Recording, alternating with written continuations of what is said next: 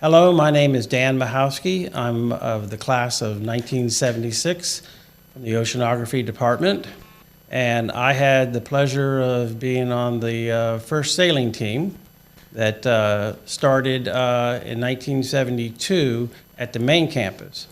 My history of coming to Florida Tech, which we called FIT back then, was I came late in the year, and Dean Work showed us around, and I was accepted. And I asked him if we had a sailing team, and his comment was yes.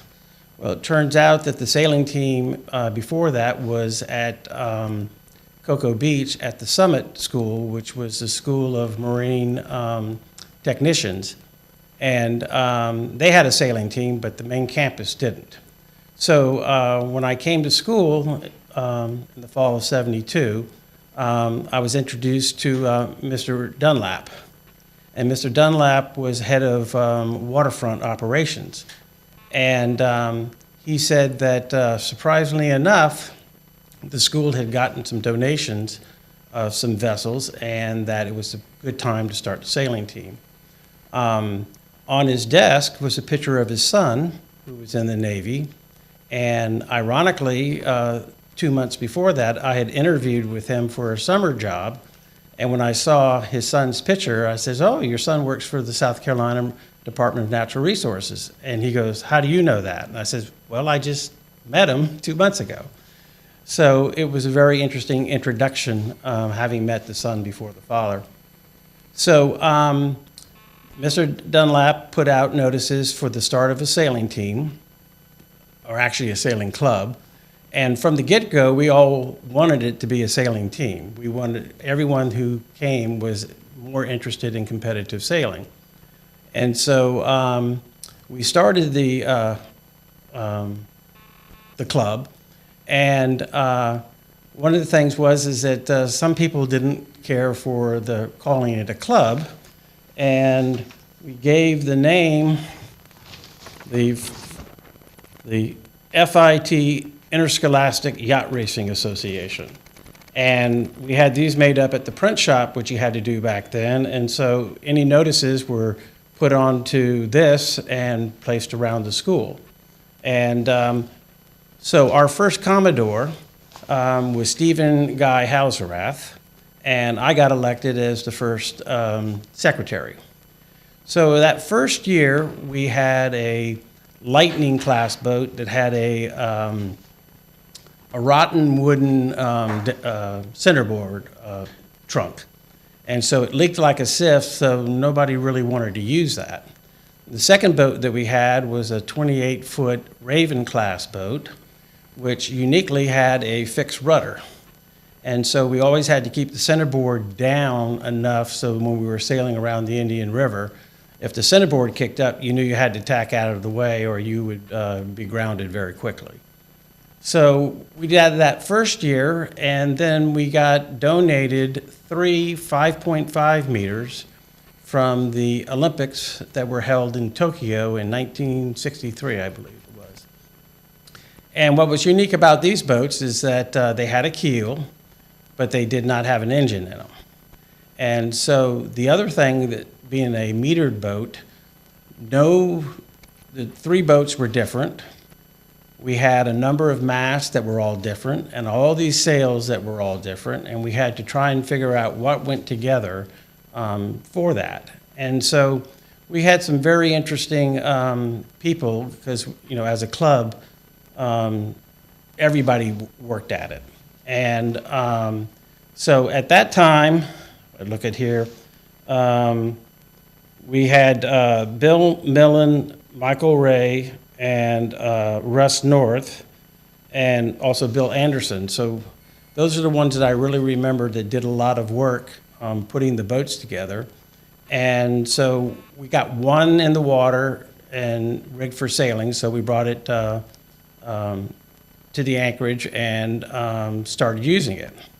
The problem with a keel boat like that is that we got stuck a lot. And so consequently, we had to five-finger discount the coach's boat from the crew team whenever the boat got stuck. So it became a continuous problem for us. And the second year, my sophomore year, I got elected as Commodore.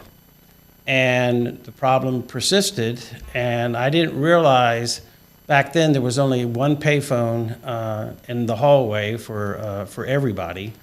And I happened to also be a floor advisor, and so it was outside my room. And how much that phone rang to be a very loud voice on the other end going, "Where's my coach boat?" And it made for some very interesting times back there dealing with all the coaches and Mr. Dunlap. But with Mr. Dunlap's presence and support, we were able to keep the team going. So for competitive sailing, my sophomore year, 73 to 74, we started competitive sailing with the Intercollegiate Sailing Association, which is a part of what is now U.S. Sailing. And so to do that, we had to join. So not many of us had cars back then, and we were able to borrow one of the vans from the maintenance department.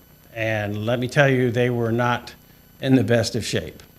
And so they would always give us the bad one to take, but we always seemed to manage to find the keys to take the good one since they weren't going to be around for the weekend.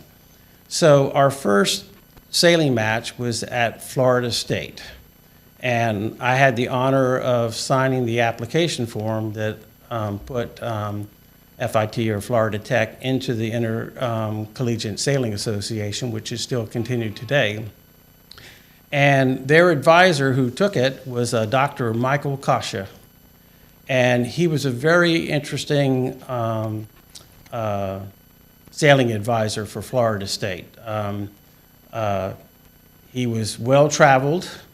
The first day after the regatta, when we went back to his house for dinner, I was playing with this little object that was on his kitchen counter, and it turned out to be from the Ming Dynasty. I would put that aside real quick. But the other thing is that in 1973, he entered in a contract with Gibson Guitars because he had designed acoustically a different way of designing a guitar inside. And so here I came for sailing and ended up, getting physics lessons and history lessons. So it was a really good time to be there. And the sailing team today that I see almost has that same feel to it. We have a great sailing director and a school advisor. The kids have been wonderful. I've been meeting them around for different regattas in Charleston, South Carolina, where I live. And it really makes me proud that over 50 years from the start, we're still continuing this. So the really highlight of my career, I guess, was my third year in college, my junior year, I was Commodore again. And one day I got this invitation, and it was for the sports banquet. And I'm going like, why in the world am I getting this? And I went to the other 7 people who also got invited, and we went to the banquet, and surprisingly enough, the 7 of us were awarded the first sailing letters. And this is the letter. And so it has a sailing pin on it, and the first 7 to receive it, I received the first as Commodore. Michael Walker was the Vice Commodore. Dave Anderson was the Rear Commodore. Bill Millen, who had been the past Vice Commodore. Then there was Bruce Roberts, Greg Johnson, and Joe Roberts. So it was very interesting that we received the first letter, and it was my honor to have this framed, and so presenting back the very first letter for sailing to the schools 50 years after we received it.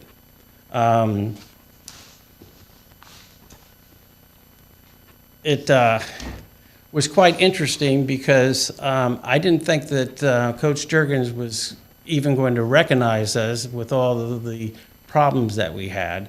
And, but I guess